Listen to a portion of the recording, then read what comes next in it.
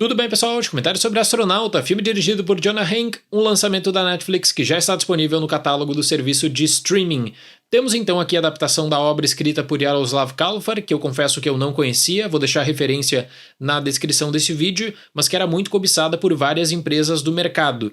Quando a Netflix pega os direitos também de distribuição, envolve isso tudo num contrato, que é um contrato bem importante que a empresa tem com Adam Sandler. Por isso que esse filme troca de data, estava programado para uma estreia na janela final do ano passado e por conta da greve é reposicionado para o começo de 2024, até porque a Netflix sabe da importância do Adam Sandler para promoção, para o marketing do filme e queria contar com um ator nessa jornada. E falando nessa relação da Netflix com Adam Sandler, é óbvio que a era do streaming popularizou ainda mais o trabalho do Sandler, não só pela questão de produção de filmes, não só pela parceria, mas pela visibilidade que uma plataforma como a Netflix tem. Só que esse filme entra numa dinâmica bem diferente do que você tradicionalmente espera de um filme estrelado pelo Adam Sandler. Você vai ter aqui uma vertente que não é a da comédia.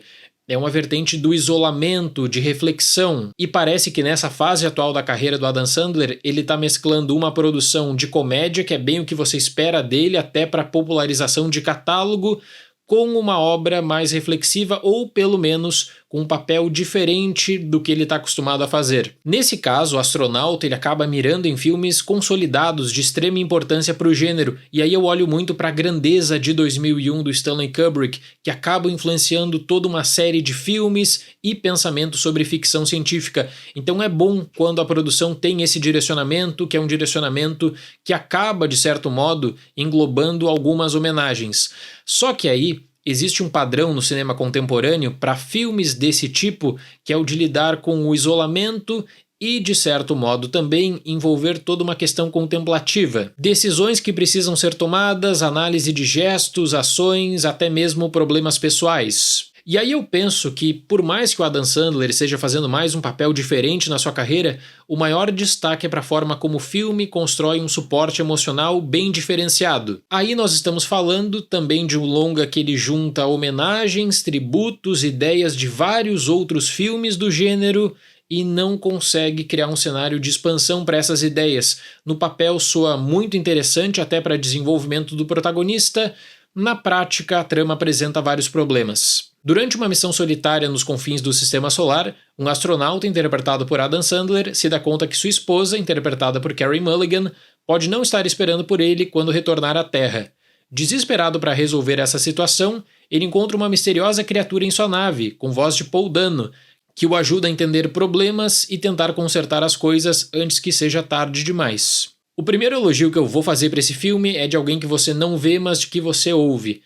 Paul Dano, que ator espetacular, até mesmo quando ele não aparece. Ele consegue lidar com filmes de heróis, comédia, drama, de uma maneira muito imponente. Então aqui, para esse trabalho de Astronauta, as camadas de voz do Paul Dano em diferentes situações elas chamam muito atenção, seja para criar medo, para lidar com um cenário de tensão, ou mesmo de uma jornada bem reflexiva. Só que claro que todo o filme é formatado pensando na articulação do Adam Sandler e de como ele vai lidar com esse isolamento, com a sua vida e com as suas decisões que ele precisa tomar a curto prazo.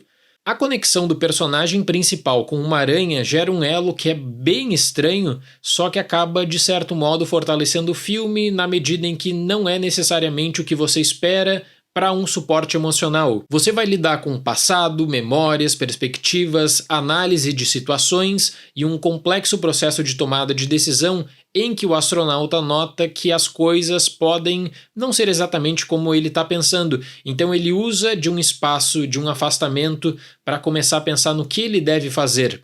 Mas eu confesso para vocês que chegou um momento do filme que eu notava um desgaste bem considerável, porque existiam imagens do isolamento do protagonista, da tentativa de uma nova rotina, só que atrelados para o que poderia acontecer, o filme ele parece ter um problema bem grave de desenvolvimento e de posicionar ideias para avançar a história. Aí eu penso que Astronauta ele é desenvolvido com base em referenciais de outros grandes filmes, aproveitando o suporte do que já se tornou consolidado para o cinema. Então quando você coloca uma homenagem ou referência para 2001, olha, é perfeito aqui para situação, mas isso por si só não torna a experiência de uma produção como Astronauta melhor. Eu queria muito, nesse tipo de filme, ter um envolvimento emocional com os personagens, com situações, mas infelizmente eu não consegui isso em Astronauta.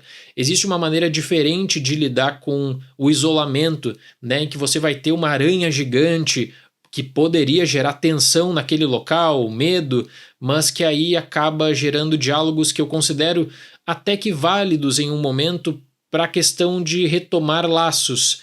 O problema é que durante o desenvolvimento da história, isso acaba sendo uma aposta recorrente para mudar uma dinâmica que nem sempre é muito boa. Uma outra decisão da produção é de usar uma trilha sonora bem melosa para conseguir te despertar algum envolvimento emocional, quase na perspectiva que você se emocione a todo custo, que se rolar uma lágrima, bom, não tem problema, o filme ele meio que te conduz a isso.